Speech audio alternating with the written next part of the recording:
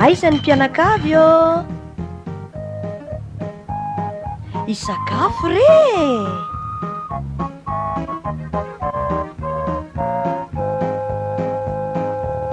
Sakafo panahy!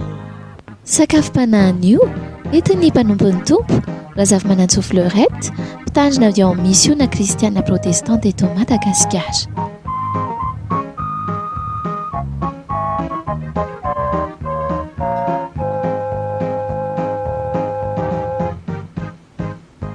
Noho ny fahasoavan'Andriamanitra ry havana dia mbola afaka miaona amin'ny alalan'izao sakafo panahy izao isika. Isaorantsika Andriamanitra noho ny nanomezana antsika ity onjam-peo ity, ary dia mitondra mivavaka ny radio vaovao masoa mandrakariva isika mba ho fitaovana maranitra amin'ny fitoriana ny filazantsara, indrindra amin'izao andro sarotra izao. Ho aminareo rehetra ny fahasoavana sy ny fiadanana avy amin'Andriamanitra ray sy Jesosy Kristy tompontsika. Amen. Hivavaka isika.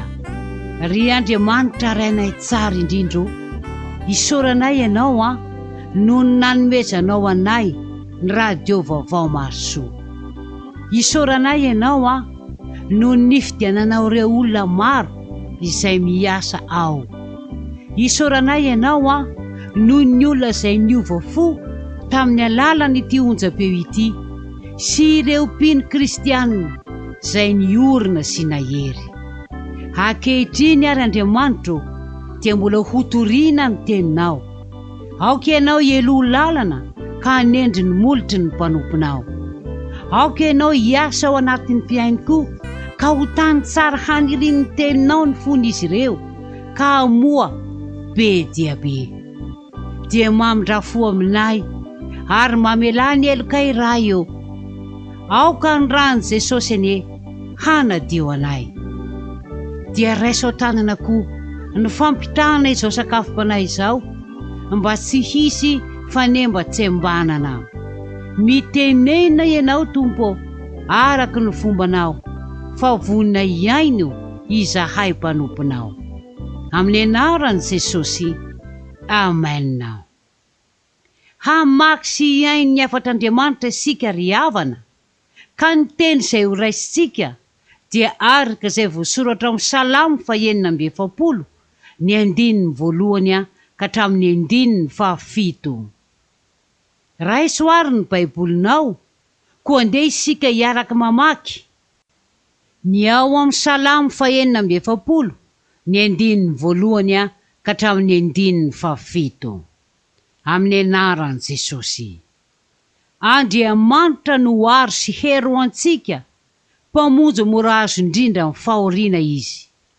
Koa izany tsy ahatahorantsika na dia ho levina aza ny tany, na mifindra ho ao anatin'ny ranomasina aza ny tendrombohitra, na mirohondroana sy misamboaravoara aza ny onjany ka miorooro ny tendrombohitra noho ny fisafoakany. Misy ony koa ny sampany dia mampifary ny tanànan'Andriamanitra fonena masiny avo indrindra. Andriamanitra no eo afovoany ka tsy mba hetsika izy. Andriamanitra no amonjy azy rehefa madiva ho maraina ny andro. Ny tabataba ny firenena-tsamihafa, ny kontrokorana ny fanjakana maro, nanonona ny feony izy ka niempo ny tany. Jehovah tompony maro ny mombantsika, Andriamanitra Jakoba ny fierovana avo antsika. Amen. Manoloana ny fisehan'ny aretina COVID-19 dia sarotra ny fifampikasoasoan'ny olona sy ny fanaovana fivoriana, satria dia fitaovana manaparitaka ny aretina ireo. Na dia eo amin'ny sehatry ny fivavahana aza, indrindra moa ny mikasika ny fotoam-pifoazana izay isian'ny fifampikasoana noho ny fandroana devoly sy ny fametrahantanana. Tsy izay ihany ry havana, fa na dia ny resaka tsy fandriam-pahalemana aza sarotra ho an'ny dokotera sy ny mpitandrina sy ny mpiandry ary ny mpanompon'Andriamanitra ny anatina ny marary izay mila vonjy any atokantranony rehefa alina ny andro. Ny fisian'ny krizy ara-pahasalamana koa dia mitarika krizy ara-toekarena ka maro amin'ny kristianina no sahirana ara-pivelomana. Vokatra izany rehetra izany ary dia maro amin'ny kristianina no azony faharerana ara-panahy. Amin'izao fotoana sarotra izao no mila hijoroan'ny kristianina rehetra sy hanamafisana ary hamporenana ny finoany. Sarotra ny mitady mpanompon'Andriamanitra. Zao anefa ny tokony ho fantatsika: ny mpitandrina sy ny mpanompon'Andriamanitra dia tsy tompon'ny fahefana sy ny fanasitranana. Jesosy no tompo sy mpaniraka azy. Raha toa ka misy zavatra mamporotra atsika ka tsy afaka miaona amin'ny mpanompon'Andriamanitra isika, dia tsy tokony hanana fanahiana, satria mbola eo Jesosy ilay tompony hery sy ny fahefana. Afaka manantona an' Jesosy amin'ny fotoana rehetra ny kristianina rehetra, na atoandro na alina, satria hoy ny Jaona 9:7 tapany farany: ary izay manatona ahy dia tsy mba ho laviko mihintsy. Jesosy no niteny io andininsoratra masina io. Afaka tsona miandry sarotra koa Jesosy, satria hoy ny teniny ao amin'ny Mateo 1:7: mankanesa ty amiko ianareo rehetra izay miasa fatratra sy mavesatretana, fa izao no anomenareo fitsaharana. Ary izao soratra masina manoloana antsika izao ry havana dia mbola manamafy fa Andriamanitra no mpamonjy mora azo indrindra amin'ny fahoriana. Manana Andriamanitra izay mpamonjy sy mora azo indrindra isika amin'izao andro sarotra izao. Misy amin'ny olona nefa ny tsy mahafantatra ny tokony ataony rehefa misedra olana izy ka te hitady vonjy amin'Andriamanitra. Izao sakafom-panahy izao dia aompana amin'izay tokony atao rehetra mba ahazahoan'ny olona sy ny kristianina vonjy amin'Andriamanitra. Ao amin'ny Isaia 5:7, ny 1:1 tapany farany dia misy izao teny izao: ary ny zanako sy ny asan'ny tanako dia aoko ho adidiko ihany. Raha teo raisin'Andriamanitra tanana zany ny fiainanao, dia mila tonga zanak'Andriamanitra aloha ianao. Ny fahatongavana ho zanak'Andriamanitra dia amin'ny alalan'ny fanekenan'i Jesosy ho tompo sy mpamonjy. Ianao sy Jesosy izany ny fampiraharaha eto Tsy misy resaka anaram-piangonana, tsy misy resaka fombafomba-piangonana, tsy misy resaka anaram-panompoana, tsy misy resaka hosotra. Jesosy Kristy no nanolotra ny ainy teo amin'ny hazo fijaliana mba hampihavana ny olona amin'Andriamanitra. Ny rano izay nalatsaka no manafoana ny heloky ny olona mpanota. Ka raha miaiky sy mino zany ny olona dia mahazo famelan-keloka sy tonga zanak'Andriamanitra. Izao ny voasoratra ao amin'ny Romanina 10:10, ny 7 ka hatramin'ny 10. Satria raha manaiky an' Jesosy ho tompo amin'ny vavanao ianao, ary mino amin'ny fonao fa Andriamanitra efa nanangana azy tamin'ny maty, dia hovonjena ianao fa amin'ny fo no inona azahoana famarinana ary amin'ny vava no anekena azahoana famonjena. Fandraisana an' Jesosy ho tompo sy mpamonjy no lazain'io andinitsoratra masina io. Ny kristianina vita batisa sy mpandray fanasan'ny tompo dia efa nanao fanekena ny andray an' Jesosy ho tompo sy mpamonjy. Mety ho natao tamin'ny fombafomba fotsiny anefa izany, fa tsy natao tamin'ny famarinana. Raha ianao ny voakasika izany dia mifona amin'Andriamanitra ianao, dia avy herenao atao lay fanekena. Izao no teneno amin'ny vavanao: mifonao Jesosy fa tsy marina lay fanekena nataoko tamin'izaho noraisina ho mpandray fanasan'ny tompo. Ankehitriny dia manaiky anao Jesosy ho tompo sy mpamonjy aho. Ekeko ny rano Jesosy ho famelana ny eloko rehetra sy ho famonjena ho ahy. Manolotra ny tenako ho anao aho, ka manomboka amin'izao ankehitriny izao dia naradia sy hanompanao mandra-pahatonga ny fahafatesana. Amen. Raha tena taonao amin'ny fonao zany dia tonga zanak'Andriamanitra ianao eo no eo fa tsy miandry. Vita fihavanana amin'Andriamanitra dia hiandraketan'Andriamanitra ny aminao rehetra. Tonga olom-baovao ianao manomboka eto ny talohanao rehetra izay feno ny fahotana sy ny fahalovana ary ny tsy fahombiazana dia foana avokoa, satria Jesosy no nisolovoinanao sy nanamarinanao maimaipoana.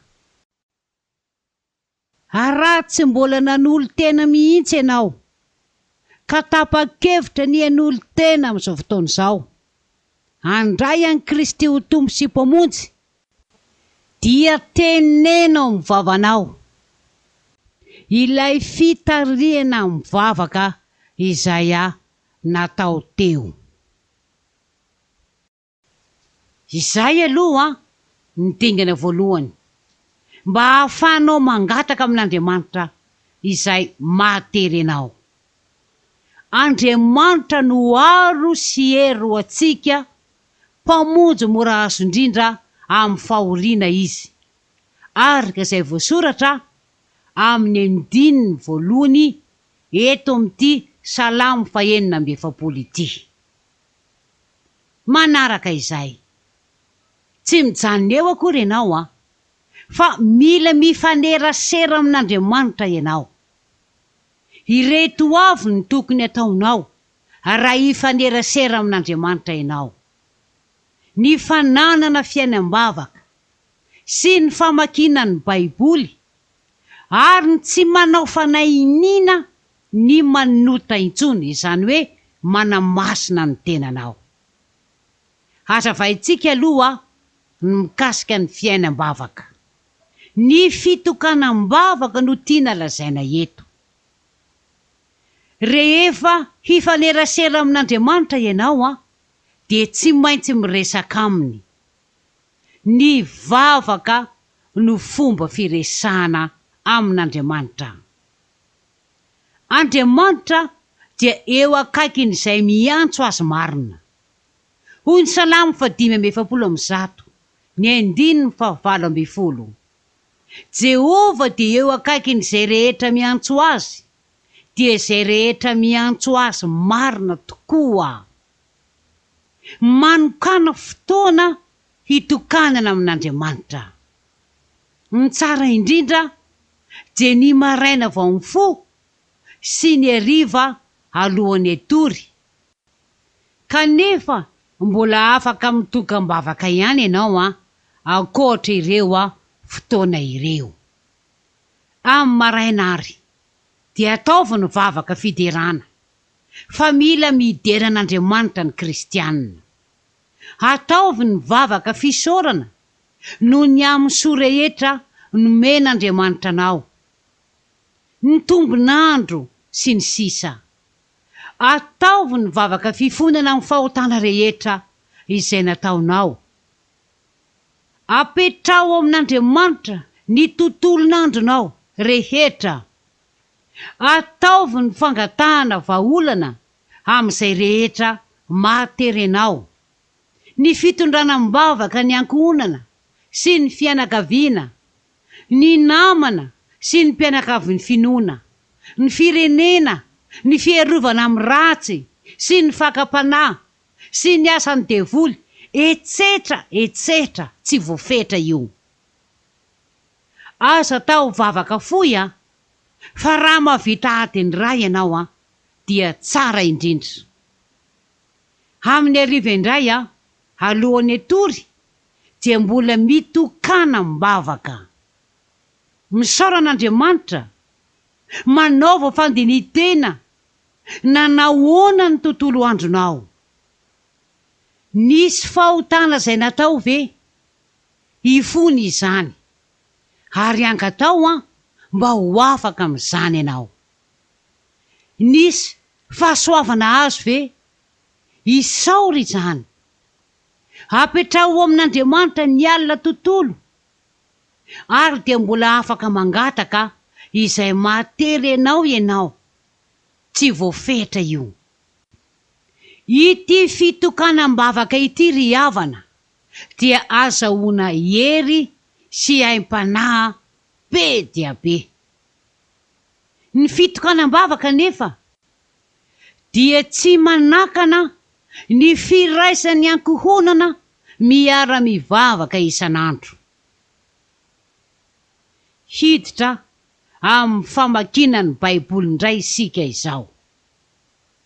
Mila miaino an'Andriamanitra ianao raha te hifanerasera aminy. Ny famakinan'ny Baiboly dia fihainoana an'Andriamanitra. Ny fihainoana toroteny koa dia mbola fihainoana an'Andriamanitra, ary izany no hitaomana anao hiain'ny radio vaovao masoa. Ny fotoana hamakinan'ny Baiboly dia ao anatin'ny fitokanam-bavaka ilay ataonao isaky ny maraina sy isaky ny hariva iny. Mialohan'ny hamakinan'ny Baiboly dia roay foana ny asan'ny devoly, ary mangatamina mba ho tarian'ny fanahy masina ianao.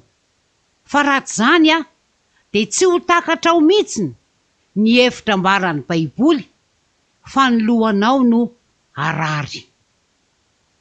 Ny Baiboly dia misy fampahiretsana, dia raisy ho anao zany.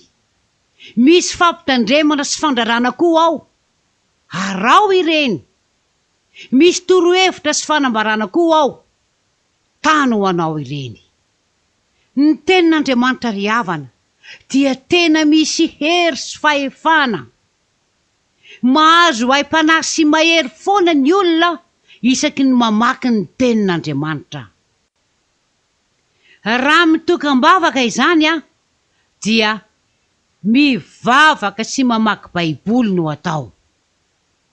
Aza sarana ireo, ary aza tapahana mihitsy ny fitokanam-bavaka isan'andro, fa fotoanao amin'Andriamanitra io.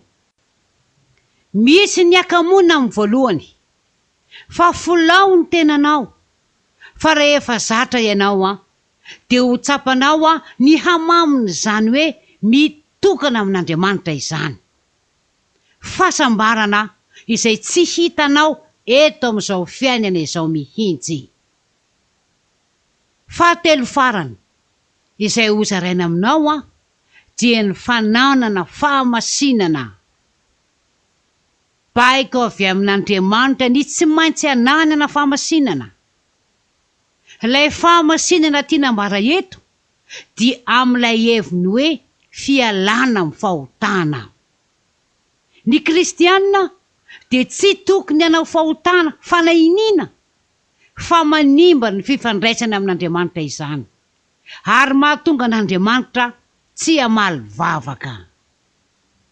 Mety hisy ny fahotana tsy fanahiniana sy ny tsinam-poizina, ireny dia mila hifonana amin'Andriamanitra avy hatrany. Ny fitondran-tena izay efa fantatra fa tsy akasitran'Andriamanitra ry havana dia mila hajanona. Mila andosirana ny fakapanahy, mila roana foana ny asan'ny devoly. Tsy natao ampiandry ihany ny fandroanan'ny devoly, fa natao an'ny mpino ihany koa. Ny olona izay nandray an'i Jesosy ho tompo sy mpamonjy dia afaka mandroaka devoly amin'ny tenany sy amin'ny olo-kafa. Ampiharo amin'ny mpinoana sy amin'ny keri ny fahefana amin'ny mahazanak'Andriamanitra anao. Dia ho hitanao fa tsy hajanona eo anatrehanao ny asan'ny devoly. Aoka tsy hatahotra mihitsy ianao. Ny fifaneraserana amin'Andriamanitra dia mitondra aina sy hery ary mampitombo ny finoana. Manala ny tahotra sy ny tebotebo ary ny fanahiana rehetra. Ny kristiana izay mazoto mitokana sy mamaky baiboly ary miezaka ny hanana fahamasinana dia tonga sakaizan'Andriamanitra, akaiky an'Andriamanitra tahaka ny Abrahama, ka henoin'Andriamanitra vavaka. Afaka tonga dia mitodika amin'Andriamanitra rehefa misy ny zavatra mahaporitra. Ry hava-malala ao amin'ny Tompo, noho ny zava-misy dia mety tsy ho tafiditra any am-piangonana ianao.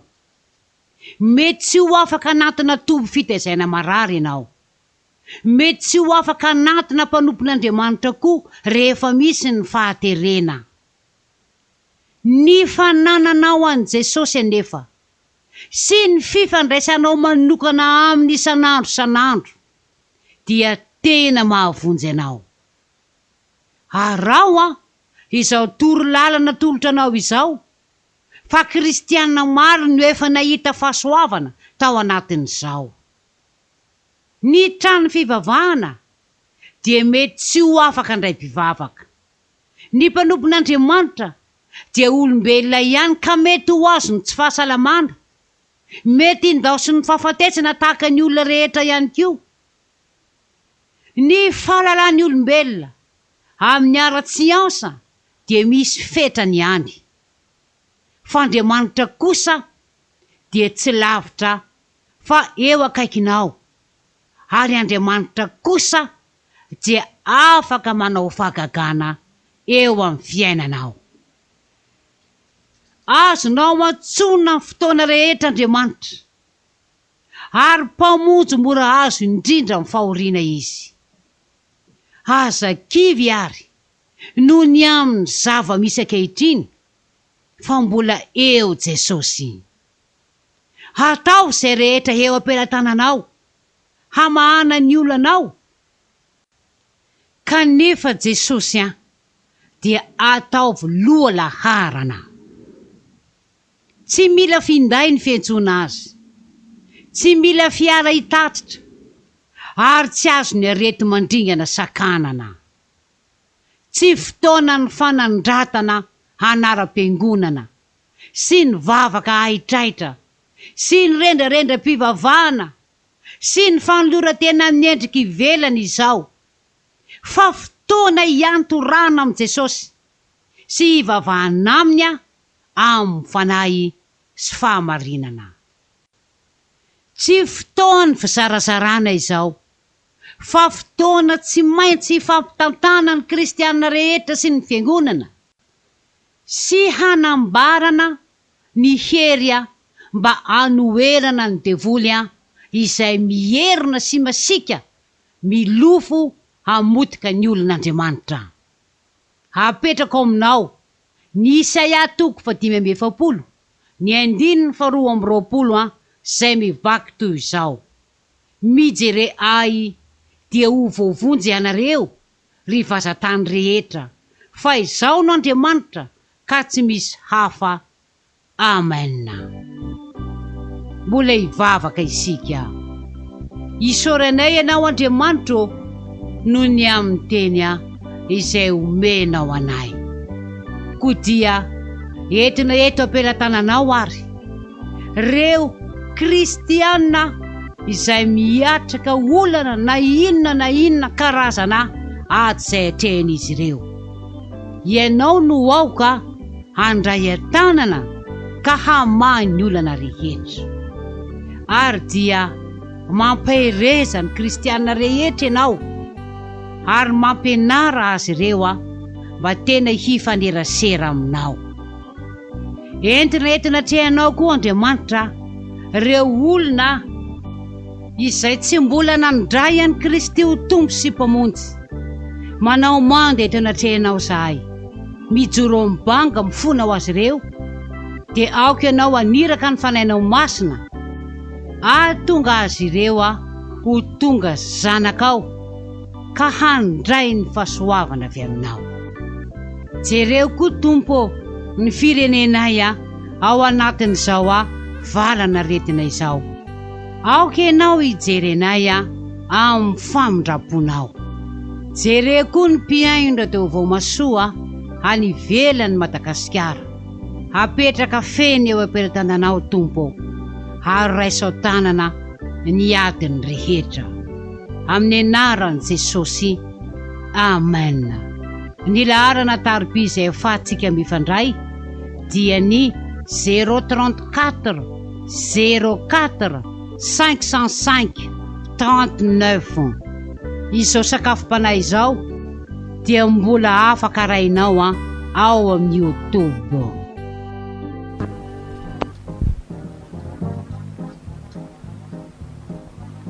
Re nareo teo